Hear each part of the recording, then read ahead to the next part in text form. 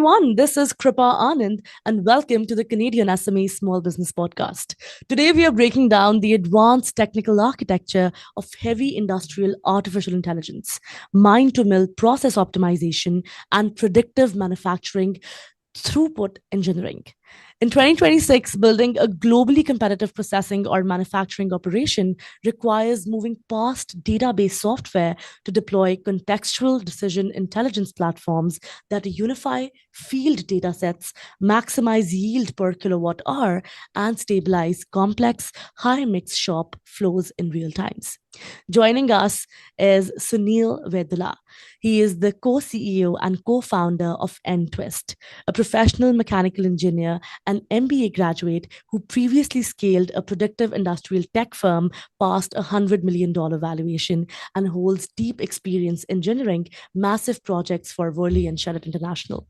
Sriraj Minavali is the product and strategy manager at NTWIST, holding an advanced master's degree in artificial intelligence and specializing in bridging the gap between shop floor ERP architecture, machine learning execution, and bottom line manufacturing ROI. So, before further ado, let's welcome this very special guest. Sunil, welcome to the podcast. Such a pleasure to have you with us. Thank you so much, Kripa, and it's an honor to be on your channel.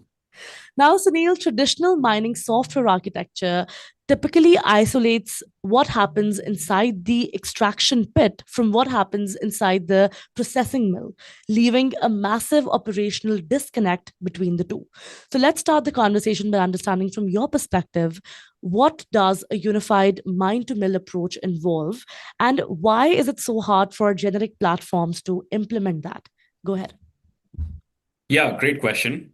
So right now, what happens, especially we focus on the gold and copper mines. So what happens is there is a mountain of ore and it is basically drilled, and the material, that ore, is taken through a truck, a dump truck, to the actual processing mill.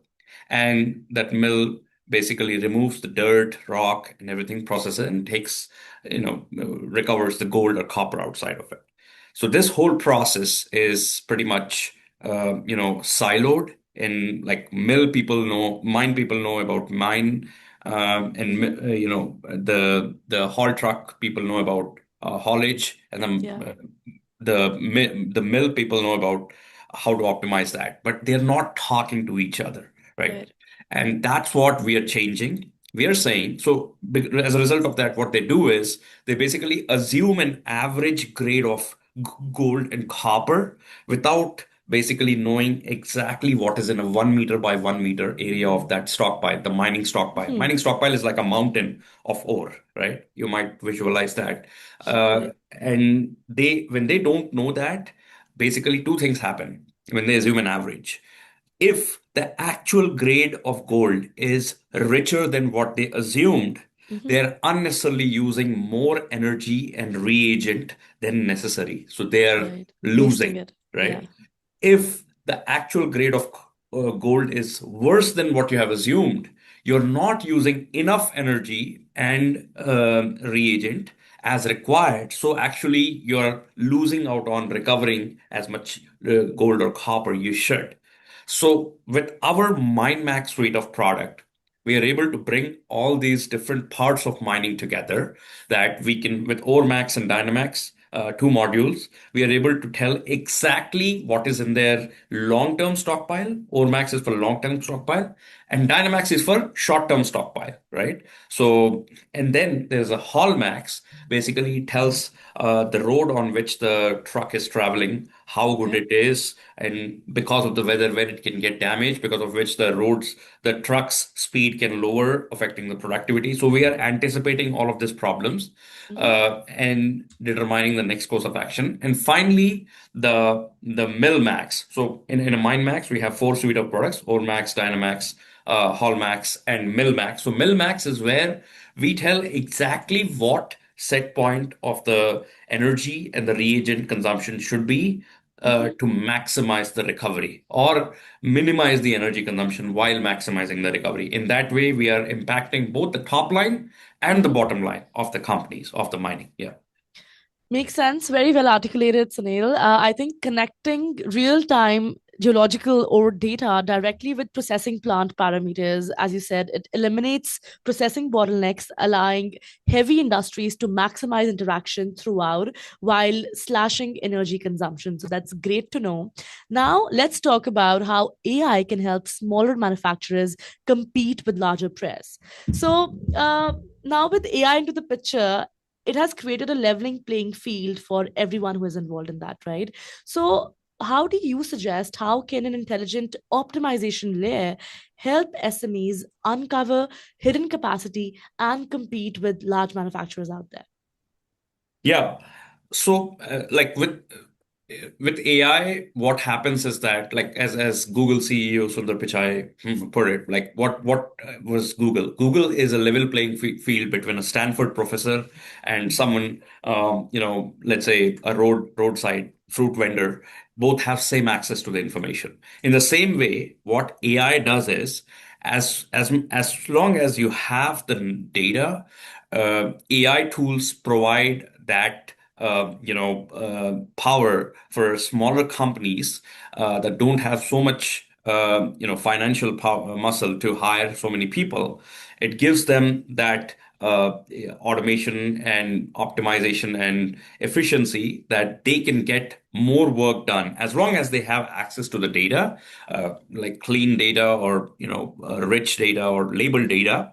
They can get same amount of work done as a company with humans, as long as there are some domain experts in that small like company.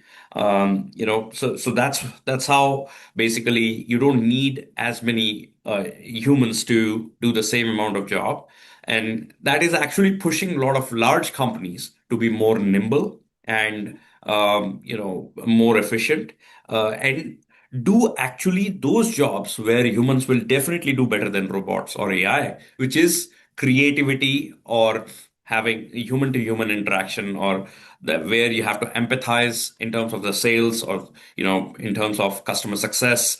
But those skills that can be done by a robot or an agentic AI system based on the data, they can be done without people. So that's where it is bringing those small companies, giving those small companies those tools to compete directly head on with the big companies. In fact, it is pushing the big companies to become as nimble as a small company. Wow, so the reverse is happening now, right? That Yes. is a very interesting shift to witness. What you said, Sunil, I think equipping lean custom fabricators with dynamic machine level algorithmic scheduling turns data visibility into an imaginative, competitive weapon that stops massive incumbents from dominating the market. So that makes sense. Now, you talked about layers, right? But what about the AI layer? So let's discuss how modern AI layers can also unlock value from the existing legacy systems. So now explain this from a layman's perspective, because we also have non-tech listeners with us. Why position Nexus IMS as an intelligence layer over existing ERP or SCADA systems instead of replacing them? What do you have to say? Absolutely, great question. So, existing ERP or MES, what we have noticed is actually a glorified version of an Excel-based scheduling or planning, right? It's instead of Excel doing it Excel-based, you just have a good, dashboard to it. Unfortunately, it has not advanced beyond that. Yes, they're trying to, implement more AI algorithms and all of that, and in that. But for now, because just imagine from an IBM or any other ERP standpoint, Mm-hmm. they like the, basically like the back end work of that user dashboard and managing all the company's data in one platform. That itself is a big enough work that asking them to also do the same team to also do AI on top of it is Yeah. not it's not worth it, because you need very different skill set. So what our AI layer does it, despite of you having ERP or MES, it basically optimizes that further. It basically is like a you have let's say, just imagine this, like if you have 10 jobs and 10 machines, Mhm.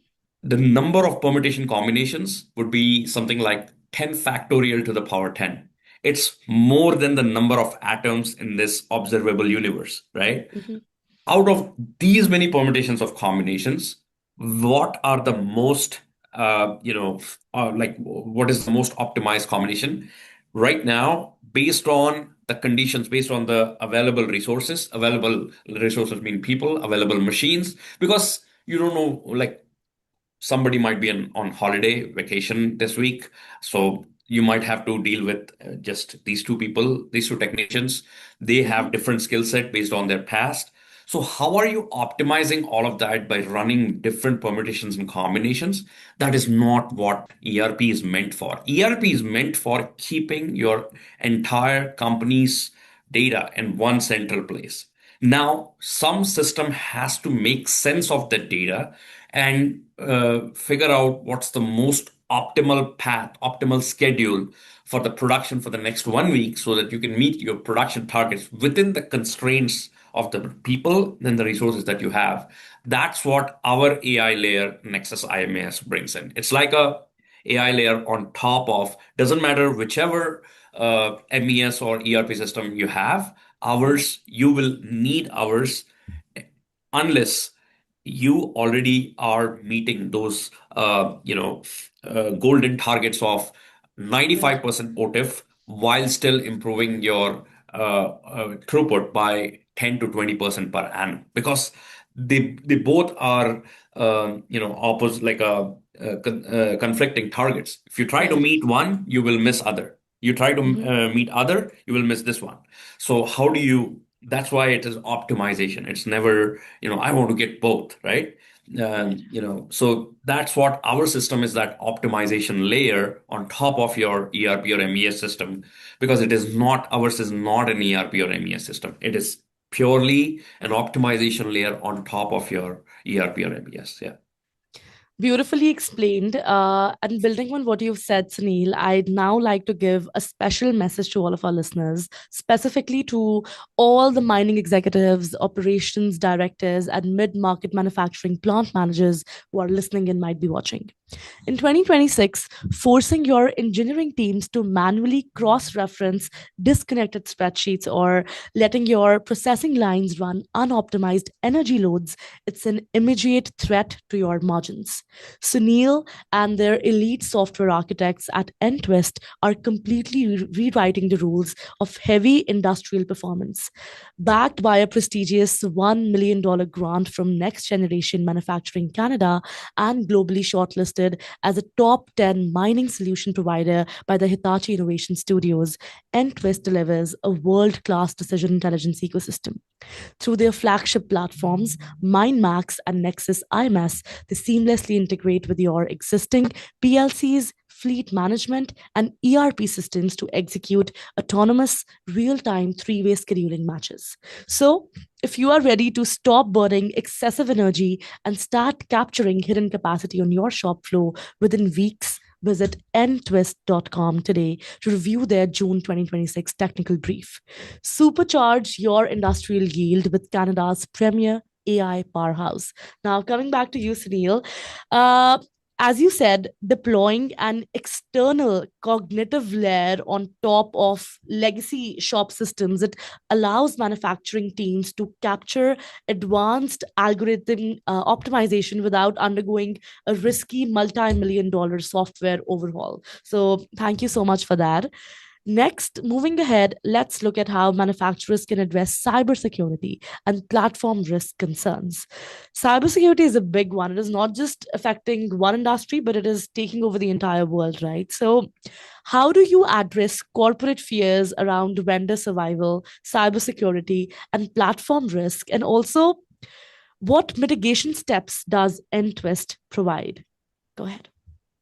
Great question, Kripa, once again. And one of the thing that we started with is that we need to be SOC 2 Type 2 compliant as a company, right? That's at least a basic standard one must have. So we have already started on that journey, and I'm very proud to announce that we are SOC 2 Type 1 approved, and Wow. we should be SOC 2. Congratulations. Thank you, thank you. And we should be SOC 2 Type 2 approved by August or max early September, because there is a 3-month watch window, which nobody can compress that.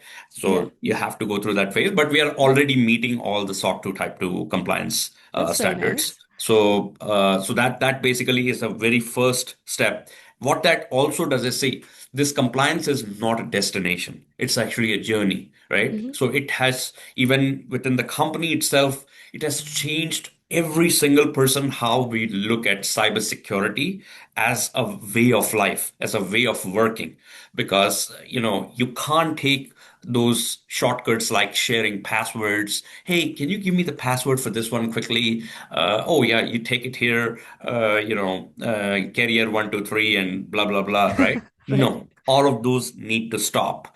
Right. There is a proper way to do all of that, creating new user IDs and any new, pen drive. Make sure that is, if it is personal, it is not, even our devices will not accept that now. Right. So it has to be approved. We have our own bring your own device. If, let's say, someone wants to work with a certain laptop that is not part of our standard laptop policy. I mean, as a standard, we have a Lenovo standard, right, for everyone. But if someone wants to work in a Mac or let's say something else, so they have to follow that bring your own device policy and have a Vanta agent and various other software so that we are able to track. It's not about tracking what people are doing. We're not being that intrusive. It's about saving them for those threats, because we are dealing with customer data, which is Hmm. highly, confidential. And, we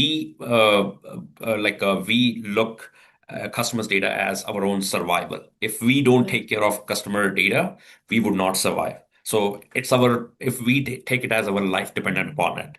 So that's why we have all these, like a gate after security gate after security gate.